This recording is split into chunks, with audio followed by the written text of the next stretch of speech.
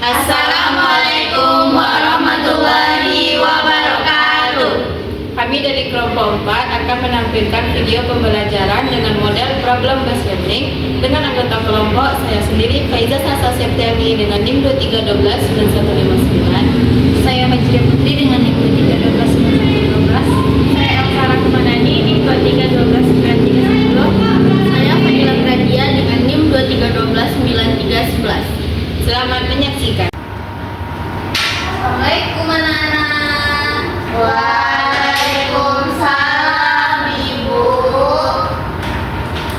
Selamat pagi anak-anak. Pagi Bu. Gimana kabarnya hari ini? Alhamdulillah luar biasa. Tetap semangat terus belajar. Yes, yes. Oke. Sekarang sebelum kita belajar, alangkah baiknya kita berdoa terlebih dahulu ya. Ketua kelas silahkan dipimpin doanya. Baik Ibu, teman-teman siap gerak. Berdoa dimulai. Bismillahirrahmanirrahim. Rabbi zidni ilman warzuqni fahman. Amin. Terima kasih kepada ketua kelas yang telah membantu kita untuk memimpin doa ya. Sekarang ibu mau mengambil absen terlebih dahulu ya. Fadila Mirandia, hadir Ibu. Faiza Salsa, hadir Bu. Elsa Rahmadani, Hadir Ibu. oke. Hadir semuanya ya hari ini. Ya Bu.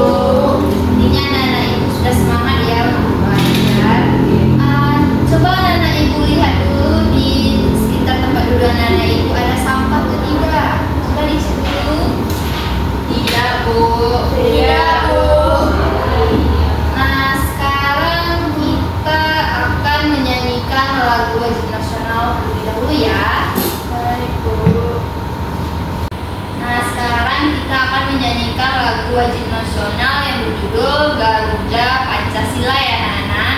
Nah sebelum itu silakan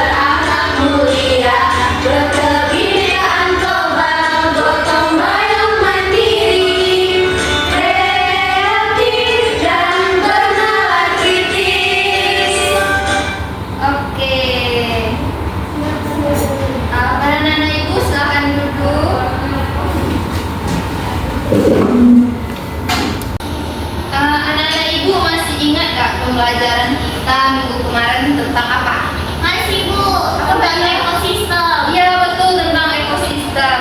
Nah, dalam ekosistem tersebut kan ada beberapa komponen kan. Komponen apa saja yang terdapat dalam ekosistem? Biotik dan abiotik Bu. Iya, benar sekali Faiza. Apa contoh dari komponen biotik? Elsa? Manusia Ibu. Ya, betul. Betul. Nah, sedangkan komponen abiotik apa sih? Udara Ibu, air.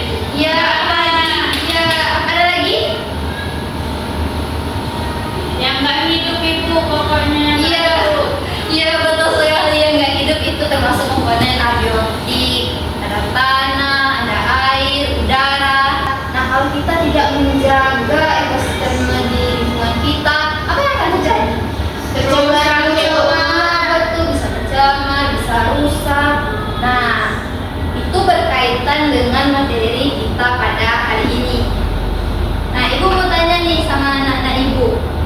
Mengapa kita harus peduli dengan lingkungan sekitar kita? Agar kita tetap sehat Ibu. Iya betul. Ada lagi? Agar apa? Supaya lingkungan bersih Ibu. Iya betul sekali. Biar kita tetap jaga, tetap sehat, lingkungan kita bersih. Kalau lingkungan kita bersih kan kita merasa aman dan nyaman kan? Di lingkungan sekitar anak-anak Ibu, contohnya di rumah anak-anak Ibu nih, bersih atau ada yang tercemar? Bersih Bu. Ada yang tercemar Ibu. Apanya yang tercemar Fadila? Sungai. Kenapa tuh tercemarnya? Karena banyak orang yang buang sampah ke sungainya Ibu.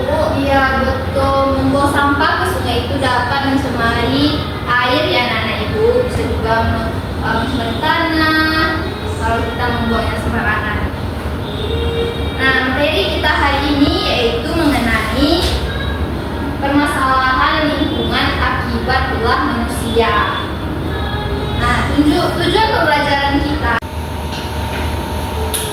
Nah, tujuan pembelajaran kita hari ini yaitu yang pertama, siswa dapat mengidentifikasi jenis-jenis polusi udara, air, tanah, dan dampaknya terhadap kehidupan makhluk hidup. Yang kedua, siswa dapat memahami hubungan antara aktivitas manusia dan ancaman terhadap ekosistem bumi. Yang ketiga, siswa dapat menjelaskan upaya-upaya yang dapat dilakukan untuk mengurai dampak kerusakan lingkungan. Sebelum kita memulai pembelajaran kita pada hari ini, kita breaking dulu ya anak-anak supaya lebih semangat untuk belajar ya. Anak-anak Ibu silakan berdiri di samping mejanya masing-masing ya. Mari Ibu.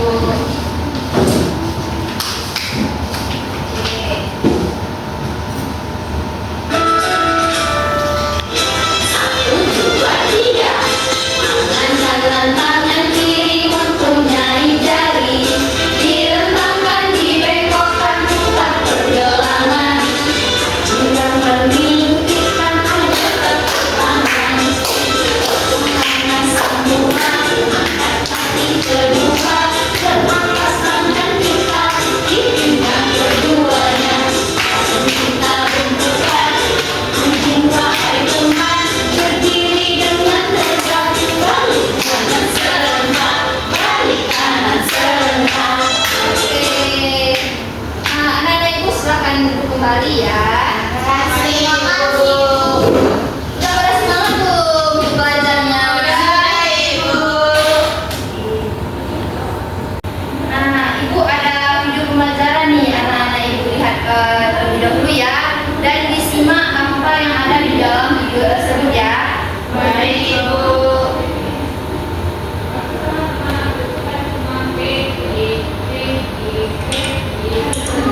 Pencemaran lingkungan.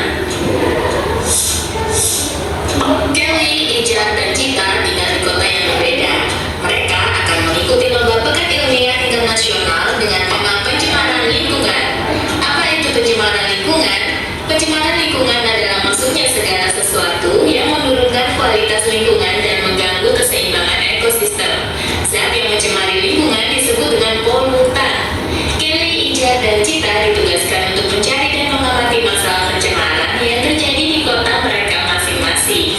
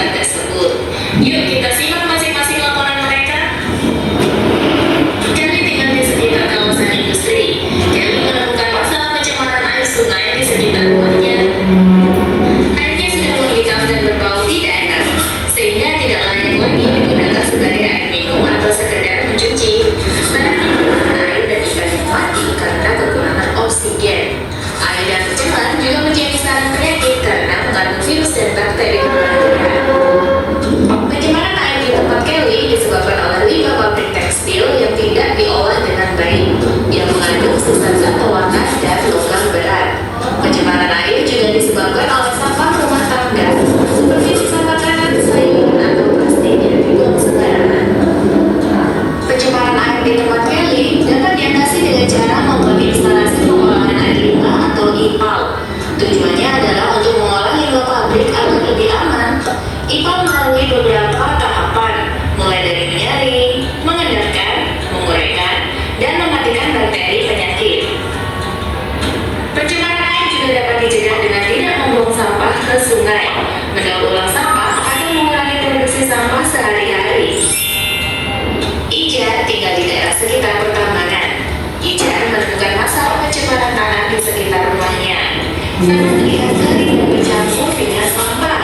Terkadang juga tercium bau yang menyengat. Tanah menjadi tidak subur sehingga sulit untuk ditanami pohon. Jika terpapar oleh gas dan air yang keluar dari tanah yang tercemar, maka kesehatan akan terganggu. Dari hasil pengamatan Ija, penyebabnya adalah kebiasaan membuang sampah sembarangan, terutama sampah plastik dan kertas. Limbah pertambangan juga mengandung logam berat yang mencemari tanah. Cara menanggulangi pencemaran tanah adalah dengan remediasi. Remediasi adalah kegiatan membersihkan permukaan tanah dari bahan pencemar. Remediasi juga dapat dibantu dengan mikroorganisme seperti jamur dan bakteri. Mikroorganisme tersebut akan mengurai bahan pencemar menjadi lebih aman. Jika tinggal di daerah perkotaan yang padat penduduknya, rumahnya dekat dengan jalan yang ramai dilalui kendaraan, jika menemukan masalah pencemaran udara di sekitar rumahnya.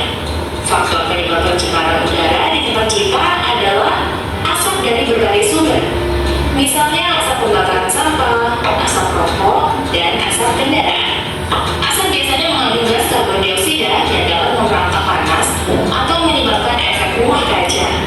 Karena itu suhu semakin panas.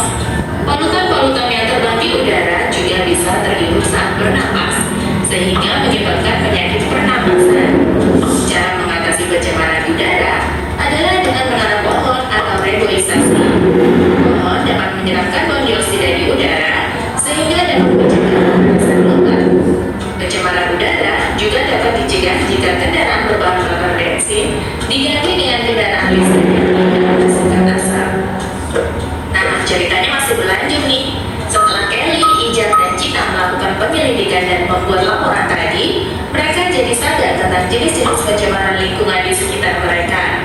Ada pencemaran air, pencemaran tanah, dan pencemaran udara. Mereka merasa cemas dan ingin hidup di lingkungan yang bersih. Untungnya sekarang mereka jadi tahu cara mencegah dan mengatasi pencemaran. Mereka pun segera menerapkan cara-cara yang bisa mereka lakukan dan bercita-cita untuk jadi ilmuwan, teknisi, dan aktivis yang terus berusaha untuk mewujudkan bumi yang bersih dan indah. Nah, mudah-mudahan kamu juga terinspirasi ya.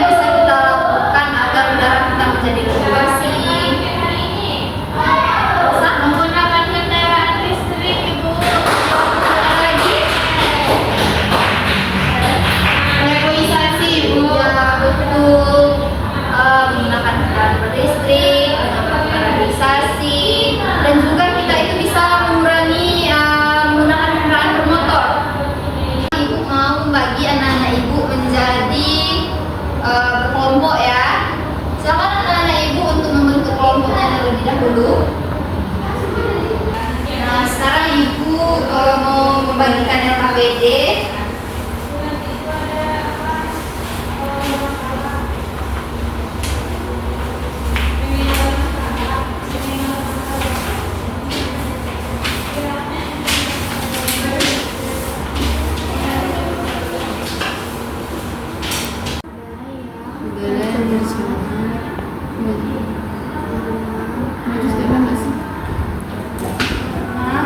Karena Asal kendaraan.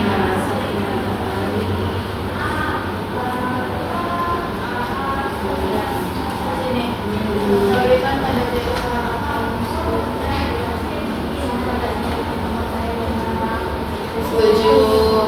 Air yang bersih memiliki ciri tidak berbau dan tidak berasa. Setuju. Air yang memiliki Udah selesai mana Ibu? Belum Ibu. Sudah selesai belum anak-anak Ibu? Sudah Ibu.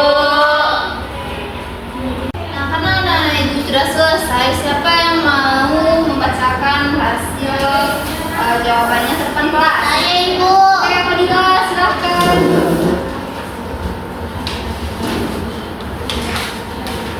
Baiklah Ibu dan teman-teman, saya akan membacakan diskusi kelompok saya tentang pencemaran lingkungan. Yaitu yang pertama, definisi pencemaran lingkungan. Pencemaran adalah tercemarnya lingkungan akibat aktivitas manusia. Lalu pencemaran air, yaitu tercemarnya air karena membuang sampah dan limbah ke sungai. Lalu ada pencemaran tanah, tanah tercampur oleh bahan kimia atau polutan akibat aktivitas pertambangan. Lalu ada pencemaran udara, yaitu udara yang tercemar karena asap kendaraan. Nah, di sini juga ada tentang setuju dan tidak setujunya tentang pernyataan, yaitu yang pertama ada sampah dapat menyebabkan pencemaran air dan tanah. Kelompok kami setuju. Lalu ada air yang bersih memiliki ciri tidak berbau dan tidak berasa, dan kami setuju. Lalu ada air yang memiliki warna dan berbau boleh dikonsumsi atau diminum. Kami tidak setuju. Lalu ada tanah yang subur memiliki derajat keasaman tanah atau pH yang sangat tinggi. Itu juga kami tidak setuju. Lalu ada tanah yang tercemar mengakibatkan pertumbuhan mikroorganisme dan jamur terganggu. Kami setuju. Sekian diskusi kami. Izin ya Ibu. Ya, beri apresiasi untuk Fadila. Terima kasih kepada Fadila. Nah, siapa lagi yang mau menampilkan jawabannya atau ada jawabannya yang berbeda dengan Fadila tadi? Iya Ibu. Tidak ada. Jadi sampaikan Fadila itu udah benar ya. Pencemaran itu adalah tercemarnya udara,